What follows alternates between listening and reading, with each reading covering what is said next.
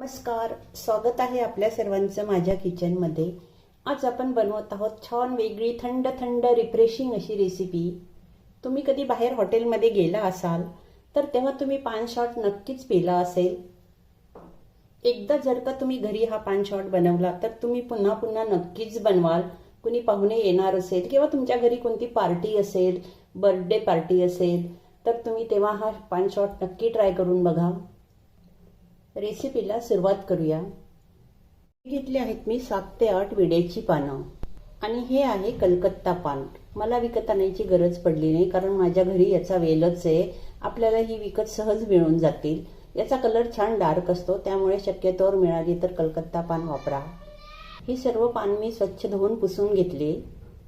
या पानांना आता थोडंसं बारीक बारीक कापून घ्यायचं। कैचीने कापा किंवा मग चाकूने कापा।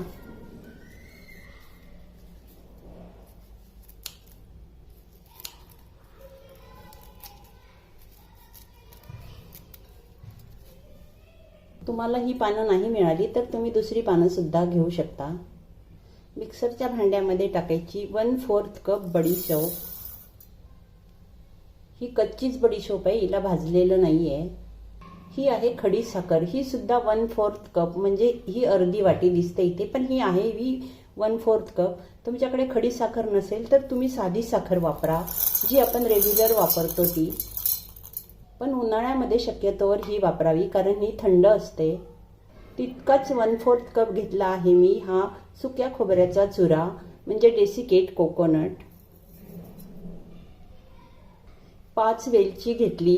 तुमच्याकडे वेलची नसेल तर मग तुम्ही पावडर सुद्धा वापरू शकता किंवा वेलची वापरा, काहीही।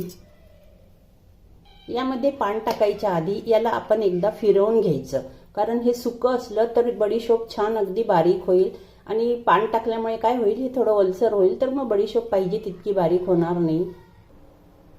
बघू शकाल आपण याची खूप छान बारीक अशी पावडर तयार झाली। ही विड्याची पानं आता यात टाकायची। हे आहेत 2 आईस क्यूब। कारण काय होतं, आपण जर पानं अशीच फिरवली पाणी टाकून साधं तर मग ते त्याचा रंग थोडा काळपट होतो, म्हणून आपण हे आईस क्यूब टाकायचे, म्हणजे रंग अगदी हिरवागार राहतो। 1/4 कप गुलकंद टाकायचं। थोडा चांगला डार्क हिरवा कलर यावा म्हणून हा घेतला आहे मी हिरवा फूड कलर। ऑप्शनल आहे, तुम्हाला टाकायचा असेल तर टाका, नाहीतर स्किप करा।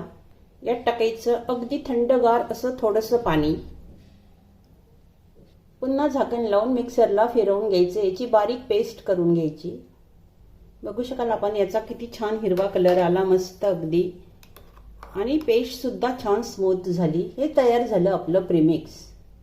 हे प्रीमिक्स तुम्ही 1 महिना फ्रीजमध्ये ठेवून आरामात वापरू शकता, याला काहीही होत नाही। काचेच्या किंवा प्लॅस्टिकच्या बॉटलमध्ये भरून ठेवलं तरी चालतं, झाकण ठेवून द्यायचं। हेच प्रीमिक्स वापरून आता आपण बनवूया पान शॉट। हे घेतलं आहे मी अर्धा लिटर दूध, फुल फॅट क्रीम दूध घ्यायचं। यातलं थोडंसं म्हणजे 1/4च्या जवळपास दूध मी काढून घेते, कारण या थंड दुधामध्ये मला कॉर्नफ्लॉवर मिक्स करायचं आहे। कॉर्नफ्लॉवर गरम दुधामध्ये मिक्स होत नाही। दुधामध्ये टाकते मी 1/4 कप साखर। साखर तुम्ही तुमच्या आवडीनुसार कमी जास्त करा। गोड जर तुम्ही कमी खात असाल तर साखर तुम्ही कमी टाका। माझ्याकडे गोड कमी लागतं। दूध थोडं गरम होऊ द्यायचं। या थंड दुधामध्ये टाकते मी 2 टीस्पून कस्टर्ड पावडर। पावडर व्यवस्थित मिक्स करून घ्या। पावडर छान मिक्स झाली। तसं तर आईस्क्रीम टाकून सुद्धा पान शॉट बनवतात, पण प्रत्येक वेळेला आईस्क्रीम घरामध्ये असतंच असं नाही। दुधाला उकळी आली, त्यामध्ये आपण हे कॉर्नफ्लॉवर टाकून द्यायचं, थोडं थोडं टाकायचं।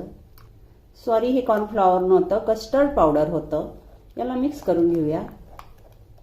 एकसारखं याला हलवायचं, म्हणजे याच्या गुठळ्या तयार होत नाही। फक्त 1 उकळी येऊ द्यायची, म्हणजे आपल्या कस्टर्ड पावडरचा कच्चेपणा निघून जातो। याला 1 उकळी आली, मी गॅस बंद करते आणि आता थंड करायला ठेवायचं। याला एकदम चिल्ड करायचं, आधी थोडं रूम टेम्परेचरवर ठेवायचं आणि नंतर मग फ्रीजमध्ये। सर्व मिश्रण रूम टेम्परेचरला आलं आता हे। याला मी बाउलमध्ये शिफ्ट करते, कारण आता हा बाउल आपल्याला नंतर फ्रीजमध्ये ठेवायचा आहे चिल्ड करायला। तुमच्या मिश्रणामध्ये जर समजा लम्स वगैरे तयार झाले तर तुम्ही त्याला मिक्सरमध्ये थोडं थंड झाल्यावर फिरवून घ्या। ही घेतली आहे मी 1 वाटी घरची ताजी फ्रेश क्रीम. मलाई घेतली, थोडंसं त्याच्यामध्ये दूध टाकलं आणि त्याला मिक्सरमध्ये फिरवलं, अगदी किंचितसं फिरवलं. घरची नसेल तर तुम्ही बाहेरची सुद्धा विकतची पण घेऊ शकता. फ्रेश क्रीम तुम्ही तुमच्या आवडीनुसार कमी जास्त करा. हे आपण याआधी तयार केलेलं प्रेमिक्स याला मी फ्रीजमध्ये ठेवलं होतं, ते आता याच्यामध्ये मिक्स करू. हे पूर्ण प्रेमिक्स यात टाकायचं नाही. हा 1 मोठा चमचा भरून मी आधी टाकते आणि पुन्हा 1 चम्मच भरून टाकते. मिक्स करून घ्यायचं व्यवस्थित. आता याचा कलर चेंज होईल. याचा कलर आता चेंज झाला, छान याला मस्त अगदी पिस्ता कलर आला. तुम्हाला थोडं डार्क पाहिजे असेल तर तुम्ही थोडासा फ्रूट कलर जास्त टाका. यावर झाकण ठेवून याला फ्रीजमध्ये मी आता अर्ध्या तासासाठी अगदी थंड करायला ठेवते. एकदम चिल्ड झालं पाहिजे हे. अर्ध्या तासानंतर मी याला फ्रीजमधून बाहेर काढलं, छान मस्त थंड झालं. याला आता सर्व करायचं. बाहेर मिळतं त्याही पेक्षा चांगलं क्रीमी असं आपलं पान शॉट. तुम्ही सुद्धा नक्की हे ड्रिंक एकदा ट्राय करून बघा. अतिशय टेस्टी आणि रिफ्रेशिंग. उन्हाळ्यामध्ये तर हे खूपच छान लागतं. सुकलेली गुलाबाची पाकळी आणि ही रंगीबेरंगी बडीशोपची गोळी छान डेकोरेट केलं की खूप छान दिसतं. दिसायला पण खूप सुंदर.